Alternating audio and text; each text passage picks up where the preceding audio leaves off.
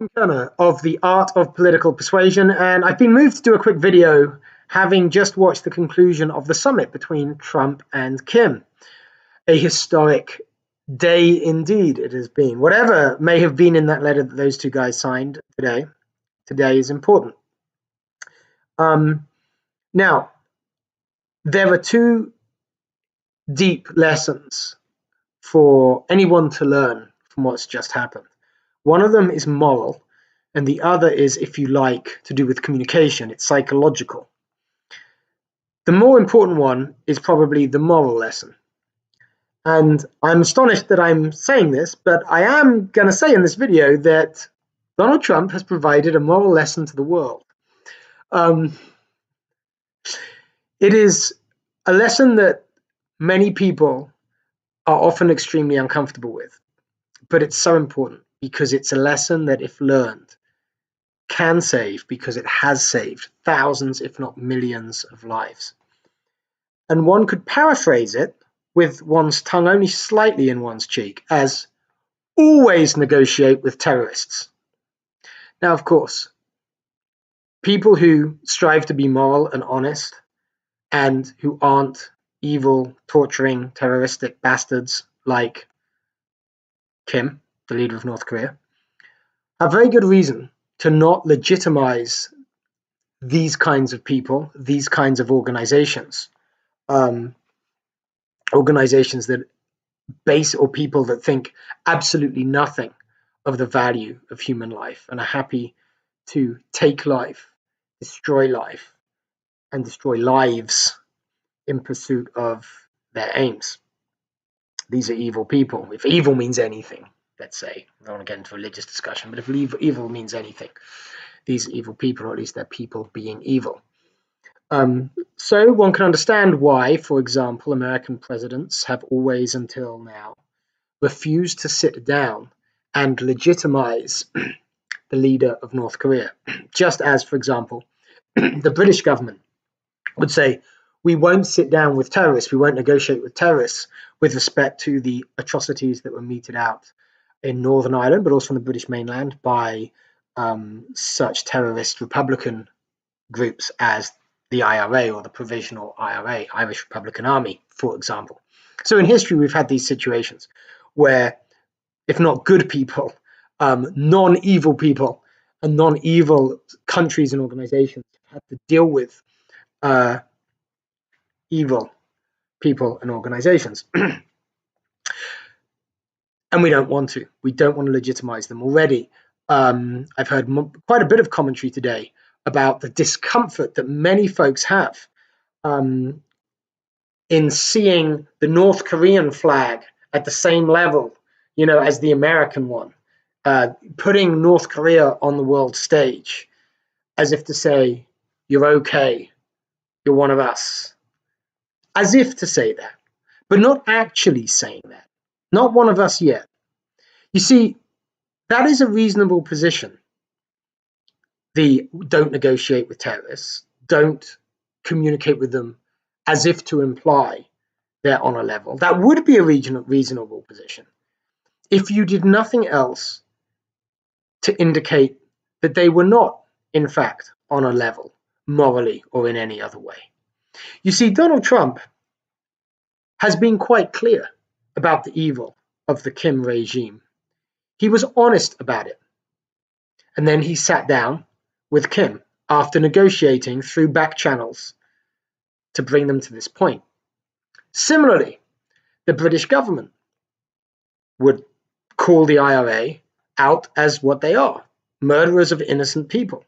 Now, I'm not taking a stand on that question, on the Irish political question, but whatever else may be true, certainly that organization murdered children. They may have thought they had a reason for it, but that was happening, and the British government would call it by its name. But still they talked. And so you must. You see, the reason we have for not legitimizing these people is because of the evil they do. So it is therefore false to believe that the refusal to legitimize while standing on a moral high ground and stating what that moral high ground is. It is false to believe that that is actually acting on principle. Stating what is right and calling out the other person for being wrong, for all their evil deeds, is not itself a principled action if it gets in the way of an action, of a discussion, of a communication that would enable you to do something to end the very evils that are causing you to take that stand. You see the inconsistency in never talk to terrorists or never talk to evil people or don't give them the platform? The reason not to give them the platform is because of acts they're committing that by giving them the platform, you could stop. So it can't be a morally higher action. It can't be a morally higher principle to refuse to communicate with such people if and when the alternative is to communicate with a possibility of stopping the evil.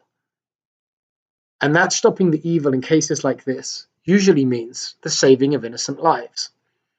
In Ireland, thousands of innocent lives have been saved because of the accommodation that the British came to with separatist Irish groups, or I should say Republican Irish groups, right?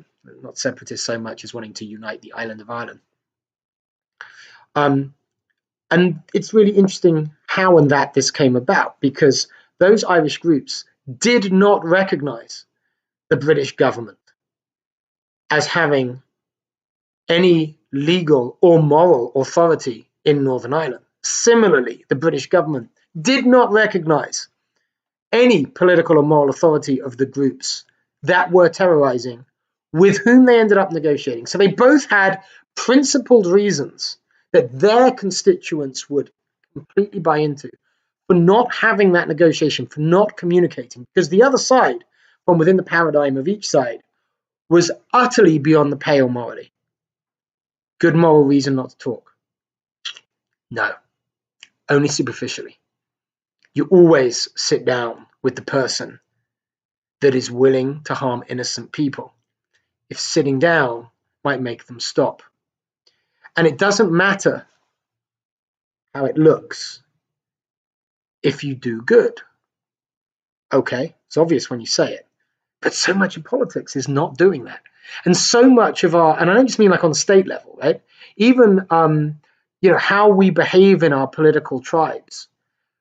Somebody becomes beyond the pale because of a political view or a world view that they have that we can't countenance. If you're conservative, it might be that those liberals hate freedom. If you're a liberal, it might be that those conservatives just don't care about people in need. And then we don't sit down and have the communication. But those kind of things, those tribal, everyday separations, have lower stakes because the lives of thousands of innocent people don't directly depend, indirectly they can, but they don't directly depend on the refusal to communicate or the choice to communicate, as they do in the case of the Northern Ireland peace process or now the Trump-Kim summit, right? The North Korean prior state. So that's the first lesson. But to the point of those who say you shouldn't sit down and talk because it legitimizes, there's a very easy way to deal with that objection, and that is to be utterly morally honest. So, for example, when the IRA was sitting down with the British government, they let everybody know that they didn't think that the British government had any right to be there and that they didn't recognize it. Similarly, the British government, in back channels talking to the IRA, let everybody know that the IRA was a bunch of terrorists. Similarly, Donald Trump has made it quite clear that the Kim regime is evil, that Kim tortures his citizens, etc., that it's repressive and all of that. Remember the State of the Union speech and other speeches that Trump's given, like at the UN. So it can't be a moral selling out You can't be a moral selling out by implication if you are being explicit about the immorality of the side with whom you're sitting down. Honesty honesty is fundamental to so many possibilities, because it would be morally different. It would be morally different if Trump was to sit down with Kim, or the British government was to sit down with the IRA, and they didn't tell the truth about the evils of the other side. Yeah? Then it would matter that you would be symbolizing the legitimacy, the being on a level. But that doesn't matter if you've been explicit that it isn't the case. And then you can just get on with having the communication with the evil person to do good. That's what hostage negotiators do all the time. Hostage negotiators don't deserve to be negotiated with. But if you save lives, it's the right thing to do. Trump talking to Kim isn't a million miles away from it. To jaw is always better than to war. And nobody should think that anybody else is beyond the jaw, especially if the war is looming. That's a Churchill quote, by the way. So that's the first lesson, the moral lesson. Always negotiate with the other side, however disgusting they may be. It doesn't mean that you're legitimizing anything that they may believe, say, or do. All right. The second lesson, the psychological one, the one about communication, which is what I spend most of my time doing, political communication. And it's a really simple one. And it's this. Kind of like, to a first approximation, the kind of communication that people best understand is the kind of communication that they naturally engage in. So when people are soft and quiet and timid and they step around things, unless you're kind of really talented at communication, the safest way to actually land the point with them will be to express it in a soft and timid way and kind of slowly get to it by stepping around things. If you know someone who's insensitive and brash, and we all do, so maybe there's someone like that makes you uncomfortable because you don't like to communicate in that way. You don't want to kind of descend to that kind of communication. That's sure, reasonable. But often those people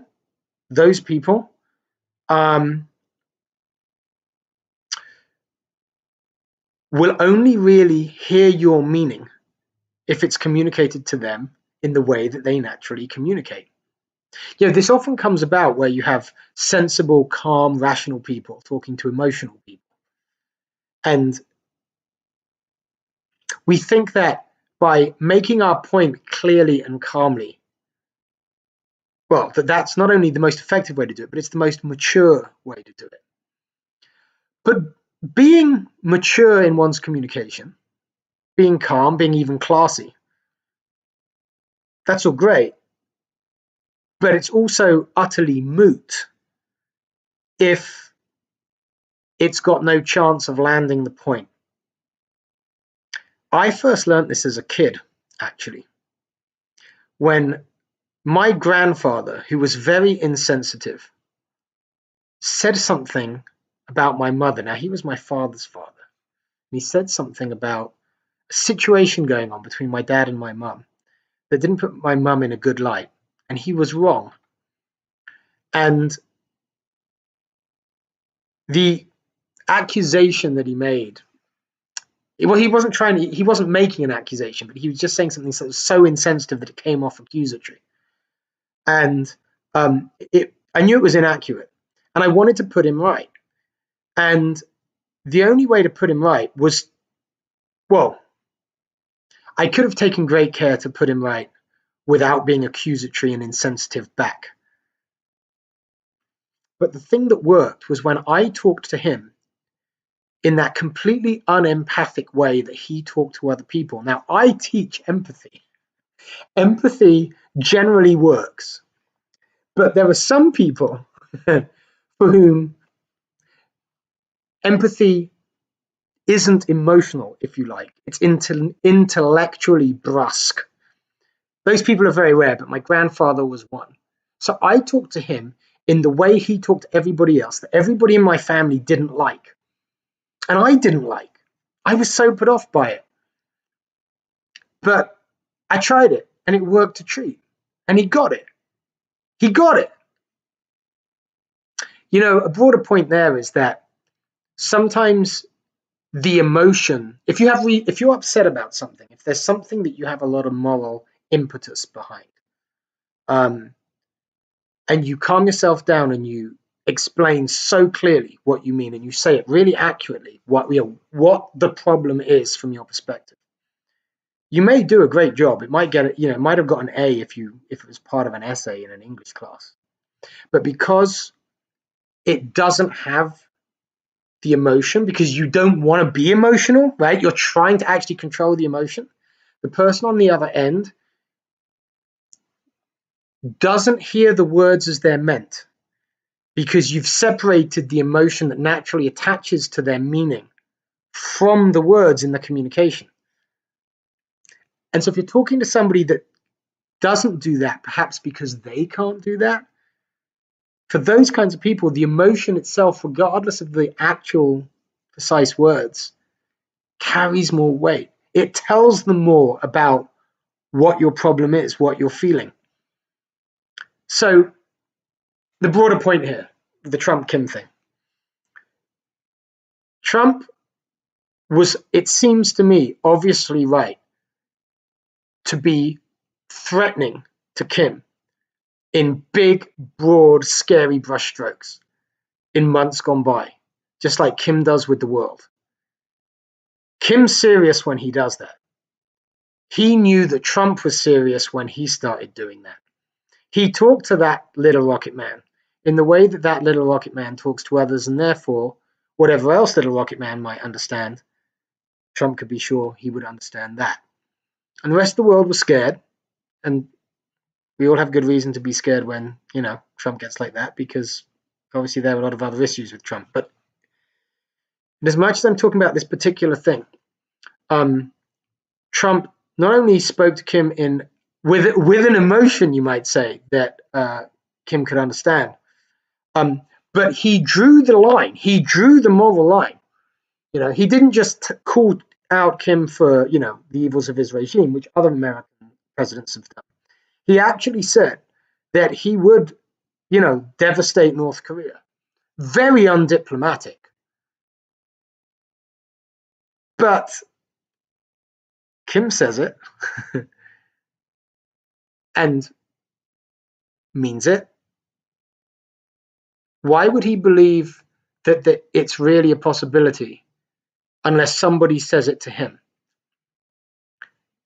It was a scary line to draw, but it had to be drawn, because if a country, let's just be honest, has weapons and a military at all, it must be to defend themselves against an evil man that's threatening them and has done things to give us all good reason to believe that the threat may be acted out, might be carried out. So Trump called it. It always seemed to me that it was absurd that American leaders would talk loudly and carry a little stick. It was the exact opposite of, wasn't it Reagan that said, talk softly and carry a big stick, which is what you always need to do. Now, you could say Trump didn't talk softly. That's true. But of course, you've got to meet the threat with a serious response. And the serious response in this case, which is why I'm using the phrase, involves saying, I've got a big stick and I am prepared to use it. The former presidents carried a little stick because everything they did, they reacted out of fear, indicating that the big stick was never actually going to be used. So for all intents and purposes, it was a little stick. But they talked loudly, right? They, in the sense of what the communication indicated was what they were more concerned about than actually, we will physically stand up to you. They were more concerned that they could, the American presidents of the past I'm talking about, couldn't be seen on a level with Kim, because that would somehow be worse than not solving the problem. Isn't that absurd? If actually sitting down at a table with that man might solve the problem. Now, obviously, we don't know that this is going to lead to some great success.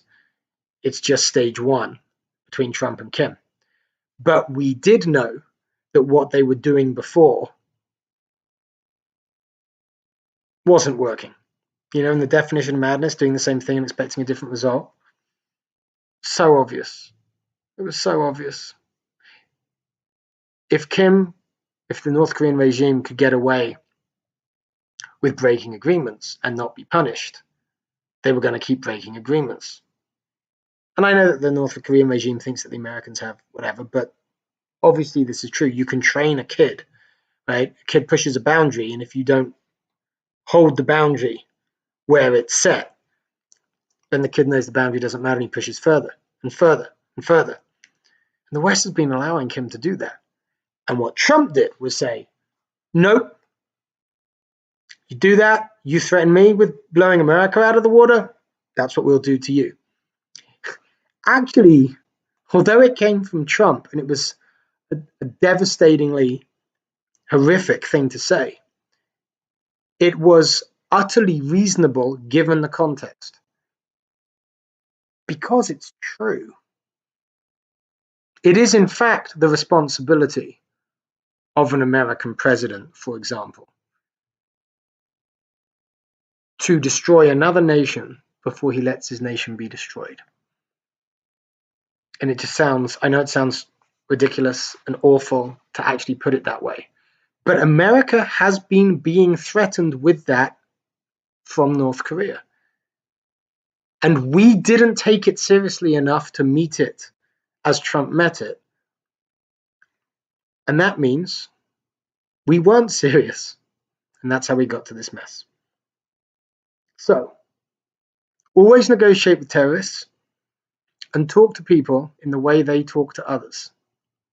That's the two lessons. One moral and one psychological, or to do with communication. What a day. It's going to be interesting to see how this goes, isn't it? All right. Talk to you later.